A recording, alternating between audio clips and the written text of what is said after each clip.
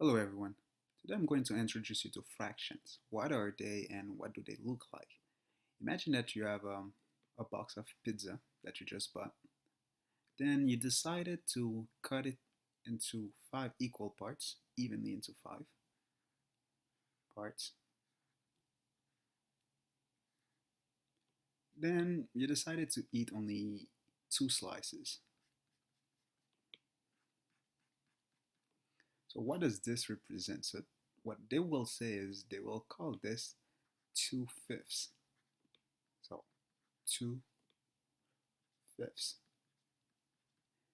That means you just ate 2/5 of the pizza. So that's what a fraction is. You cut it in five equal parts and you took only two from it. So now you see what a fraction looks like. He has a fraction bar, which is this. He has a number on top, but make sure that number on top is a whole number. It cannot be a decimal. So he has a whole number on top, and the top here they call it numerator. And it has a number on the bottom, a whole number on the bottom, has to be a whole number, that they call the denominator. Now for simplicity, we're just gonna call this, when we're doing problems, we're just gonna call this the top, and here we're gonna call it the bottom. So a number on top and a number on the bottom. So that's what a fraction really looks like. Now there's three types of fraction you should know. There's one that they call a proper fraction. Now, a proper fraction is a fraction that has a number on top, but that number on top is smaller than the number on the bottom. It has to be smaller. So for example, let's say that you have this fraction here.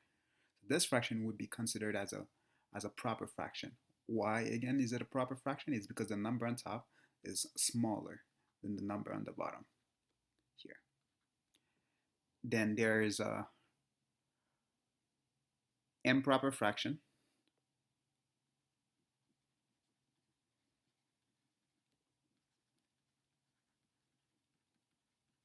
which is the opposite of a proper fraction. So for proper fractions, we say that the number on top is smaller than the bottom. So for improper fraction, the number on top will usually be larger than the number on the bottom. Larger than or equal. So this would be considered as an improper fraction, and this as well will be considered as an improper fraction. And there's this one, which is the third one, that they call a mixed fraction.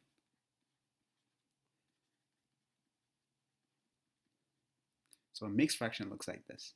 You have a whole number here, then you have the fraction part of it here. For example, 1/4. Again, in a mixed fraction, what makes the mixed fraction is that whole number here all the way in front. That's what makes the mixed fraction. And this number on top in a mixed fraction has to be less than or smaller than the number on the bottom here. So let's look at an example. Now let's say that you have a problem like this, and they ask you to express the shaded circles into a mixed number. Well, again, remember what a mixed number looks like. You have a number all the way in front here, then you have the fraction part. You have a number on top here, and a number on the bottom here. Now, what represent the whole number in this problem here? So how many whole circles fully shaded we have? We have 1, 2, 3, 4. So that's what goes on top, it goes in front here. Then we have the last circle, which is not a full circle. So that's why this one wasn't all the way 5. That's why this one wasn't 5. We only have 4 full circles, which is 4 here. And this is not a full circle. This is just a portion of a full circle that is shaded. So how much is shaded? It's just 1 out of what? Out of 1, 2, 3, 4. So it's only 1 part shaded out of 4. So that will be your answer here. So that's how you would represent that.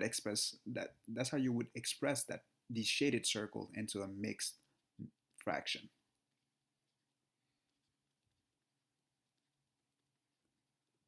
Now let's look at another example. Now let's say that you have this problem and they ask you to express the shaded circles as an improper fraction. So first, again, remember an improper fraction looks like this. You have a number on top here, a whole number on top, and a whole number on the bottom here. And keep in mind that the number on top has to be larger than the number on the bottom.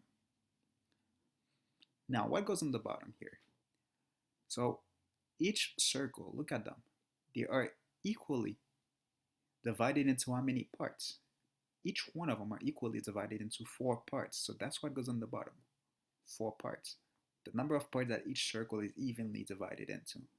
Now what goes on top here is the number of shaded slices. So how many shaded parts we have here? 1, 2, 3, 4, 5, 6, 7, 8, 9, 10, 11, 12, 13, 14, 15, 16, 17. We have 17 slices that are shaded. So that's how you would express these shaded circles into an improper fraction. Thanks for watching and make sure you practice. Bye.